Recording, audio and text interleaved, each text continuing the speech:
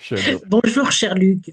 Je Bonjour, suis Catherine. très heureuse de t'accueillir pour que tu puisses nous présenter une avant-première de ce que tu vas présenter lors de la journée source du 18 octobre, où les astrologues seront face à l'actualité du moment, le monde en équilibre. Vaste programme. Et tu as pris tu vas nous proposer quelque chose de, je pense, qui est tout à fait nouveau, l'astrologie mondiale, la nature, le rôle et les résultats. Oui, parce que quand on fait quelque chose, il faut toujours s'interroger à un moment ou à un autre sur la pertinence des résultats. Ce qui m'a interrogé dans cette histoire, c'est que, au fond, j'avais, on peut dire on, puisqu'on est plusieurs à avoir réfléchi dans ce sens en termes astrologiques, un modèle qui marchait assez bien si on regarde l'histoire. C'est-à-dire, on avait des cycles Saturne-Neptune qui parlaient assez bien de l'histoire du communisme, de manière très précise du reste. 1847, publication du manifeste, conjonction Saturne-Neptune. 1883, mort de Marx, nouvelle conjonction Saturne-Neptune, opposition en 1917, nouvelle conjonction, et 1953, Khrouchtchev arrive au pouvoir en Russie, début de la détente, c'était en balance, et chute du mur en 89, conjonction Saturne-Neptune en Verseau, je crois, ou en Capricorne. Donc c'est une structure qui marchait assez bien, et puis on avait une autre structure qui marchait assez bien également sur Israël, où toutes les guerres israélo-arabes, au fond, étaient liées à des cycles, aux aspects Saturne-Pluton. Saturne-Pluton, oui. Voilà, Saturne-Pluton. Donc j'avais en tout cas deux modèles qui marchaient bien. Et puis aujourd'hui, qu'est-ce qui se passe? Patatras, on a la guerre en Ukraine 2022, non, si 2020, je ne sais plus les dates, peu importe. 2022, oui. 2022, c'est ça. Et la guerre à Gaza un peu plus tard. Donc, qui rentre pas du tout dans ce cadre de structure astrologique. Donc du coup, alors on peut y arriver avec une petite acrobatie que j'expliquerai de la journée, mais quand même, je veux dire, ça pose des questions. Outre le fait aussi que du coup, il me semble qu'il faut recontextualiser l'astrologie mondiale. euh, En tenant compte, en réalité, du lieu géographique et surtout de la structure familiale qui est prépondérante dans ce lieu géographique. Je pense aux travaux remarquables d'Emmanuel Todd, hein, Ah parce que oui, tout à fait. suivant les structures familiales, évidemment, on a plus une dimension autoritaire, une dimension liberté ou une dimension de révolte. Il montre par exemple que la Révolution française ne pouvait se passer qu'à Paris du fait de la structure familiale du bassin parisien. Donc, donc je pense que on n'a pas la clé de l'espace géographique, évidemment. Donc ça, c'est un des éléments. Le deuxième élément, c'est le contexte historique dans lequel ça se place. Et le troisième élément qui me paraît important, c'est la grande histoire, les grands schémas de l'histoire. Si on regarde très rapidement euh, par rapport à la théorie des quatre âges, hein, qu'on connaît en astrologie, mais aussi de la tradition, on va dire, indo-européenne, âge d'or, âge d'argent, âge de bronze et âge de fer, qu'on retrouve dans la tradition grecque, hein, dans la mythologie grecque. Ces quatre âges, on peut faire une analogie très précise avec les quatre grandes étapes de l'humanité. Chasseur-cueilleur, il y a 300 000 ans. Agriculture-élevage, qui a commencé vers moins 3500, précisément ce qu'on appelle aujourd'hui Israël et la Palestine. Ensuite, industrie-commerce qui a commencé en 1850 en Angleterre avec la révolution industrielle. Et puis aujourd'hui, création-communication, qui est le quatrième âge, qui s'est produit depuis 1989, on va dire, au moment de l'invention ou de la découverte technique, enfin plutôt de l'invention de l'hyperlien Internet qui a permis le déploiement de ce réseau informatique. Alors, ce qu'on remarque est conformément au modèle des quatre âges, on a chaque âge dure beaucoup moins longtemps que le précédent. 300 000 ans, 3500, 1850, ça fait 2 siècles, et 30 ans pour la naissance du quatrième âge de création-communication qu'on connaît aujourd'hui. Il y avait une accélération de tous les Euh, mouvements. voilà, il y a une accélération, alors qu'on retrouve dans les textes mythologiques et qu'on retrouve bien évidemment dans la grande histoire de l'humanité. Et donc, ça veut dire aujourd'hui, on arrive au fond du quatrième âge, en réalité, au fond de l'âge de fer, mini-âge de fer symboliquement, parce que les grands cycles, les Manvantara de l'Inde sont beaucoup plus vastes. Mais en tout cas, si on raisonne de cette manière analogique, il faut tenir compte de ces forces historiques qui poussent l'histoire des collectivités humaines vers de plus en plus de matérialisme et de plus en plus d'enfermement dans la matière, vers un mur.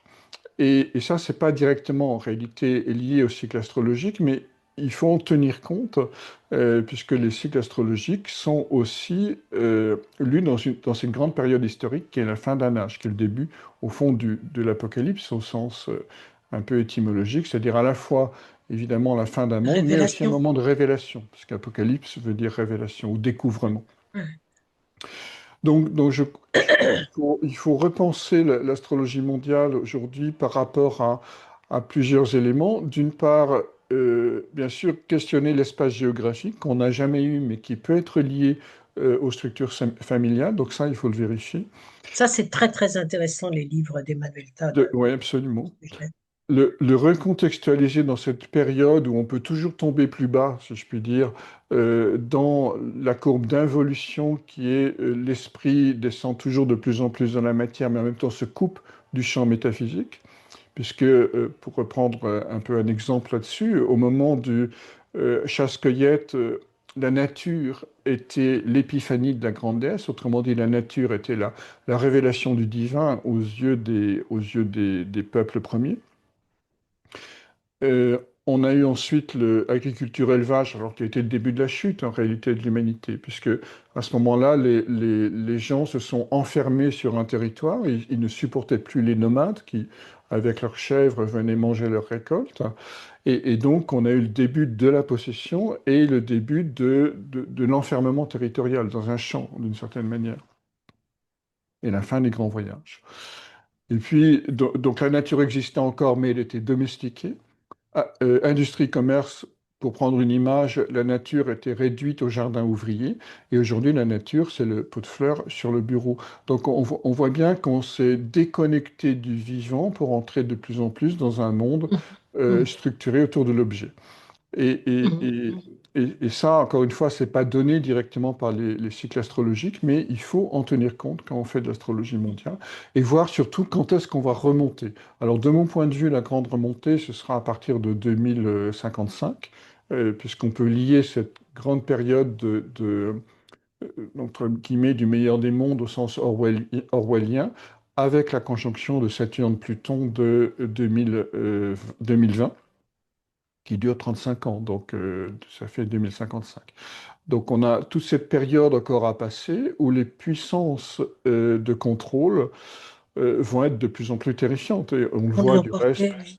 on le voit du reste aujourd'hui avec l'intelligence artificielle, le projet européen de contrôle de tous les messages privés qui est en train de se mettre en place par WhatsApp, Signal, etc. Tout devrait être rendu accessible. Donc voilà, on est, je veux dire, le meilleur des mondes, on y va de plus en plus vite, et il faut dire que ce meilleur des mondes fut écrit par Orwell au moment d'une conjonction Saturne-Pluton, précisément.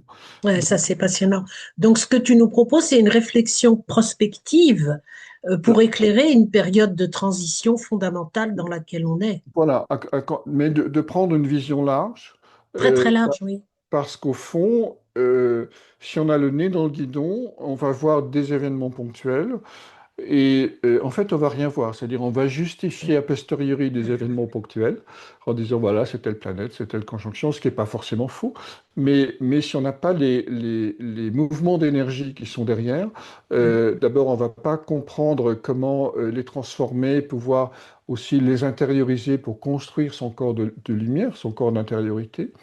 Et puis, on va rester dans le factuel. Or, le factuel, ça n'est jamais que on va dire, une des manifestations possibles de structures énergétiques qui sont derrière et qui, elles, peuvent, que l'on peut après utiliser si on en prend conscience et si on arrive à les transformer. Donc l'événement n'est pas évidemment prédestiné, c'est juste la forme que prend une énergie de l'inconscient collectif ou du subconscient, comme on veut, euh, qui, euh, qui prend cette forme, mais parce qu'elle n'a pas été pensée, parce qu'elle n'a pas été, euh, comment dirais-je, Élaboré, questionnée, parce qu'elle n'a pas questionné, été oui. questionnée. Et donc, ce que je propose de faire, c'est de questionner ces grands archétypes, ces grandes puissances qui sont à l'œuvre dans l'histoire humaine pour voir aujourd'hui comment, par rapport à l'état du ciel actuel, comment on peut de plus en plus les intérioriser et éviter que ça tourne à une catastrophe, on va dire, autoritaire et sécuritaire. Oui, donc tu nous proposes une réflexion de large envergure et on a hâte de t'entendre, Luc. Hein, et une lecture non linéaire du temps. Il y a Euh, d'autres choses qui entrent en compte, tu vois. Parce que, oui, alors le temps, c'est un vaste débat, hein, la nature du temps. Mais en tout cas, la science dit que le temps n'a pas de direction. Les idéologies messianiques comme le christianisme et l'islam et dans une certaine mesure le judaïsme disent que le temps part d'un alpha et va vers un oméga. Le marxisme est aussi une idéologie messianique, hein. C'est-à-dire, l'idée, c'est que demain sera toujours meilleur qu'aujourd'hui et qu'on va vers une espèce de parousie, pour reprendre le terme de Teilhard de Chardin, c'est-à-dire d'accomplissement de l'humanité dans sa gloire, en quelque sorte. Mais rien ne prouve que le temps... Enfin, ça, c'est nos représentations du temps, en réalité. Euh, le- les peuples premiers pensaient ils pensent toujours que le temps est circulaire, c'est-à-dire que au fond, il faut sans cesse détruire le progrès parce que c'est un péché par rapport au fait que chaque acte nouveau nous éloigne ou les éloigne euh, du mythe fondateur, de l'archétype sur lequel se fonde la culture d'un peuple. Donc, donc le rapport au temps est évidemment très, très, à la fois intéressant et complexe. On peut s'interroger sur quel rapport on a au temps. C'est-à-dire, est-ce que le temps est ce point visible, est ce point rendu visible de l'éternité qui nous habite? Donc ça, c'est une autre manière de voir le temps. C'est-à-dire, autrement dit, le temps serait l'espace où on peut présenter le futur dans le présent et non plus seulement prolonger le passé, comme on le dit dans le temps linéaire, par exemple, dans le temps messianique.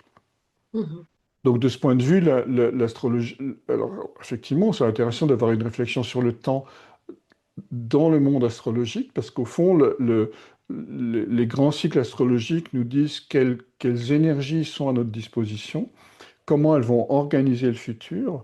Et donc, si on se met dans cette posture intérieure qui fait que on est le temps et l'iceberg de l'éternité dans notre présent, à ce moment-là, on peut réellement être un levier pour que les choses se modifient. Autrement dit, les choses se modifient toujours par la conscience d'intériorité et non pas, en tout cas de mon point de vue, par les manifestations extérieures qui sont trop éclatées en réalité, parce qu'elles n'ont pas le pouvoir d'annoncer le futur, c'est juste Oui, que l'on ne peut plus saisir. des systèmes qui On- évitent qui évitent que le passé soit trop étouffant d'une certaine manière. Mhm. Bon, ben, un grand merci, Luc, pour cette présentation. Et nous avons hâte de t'entendre.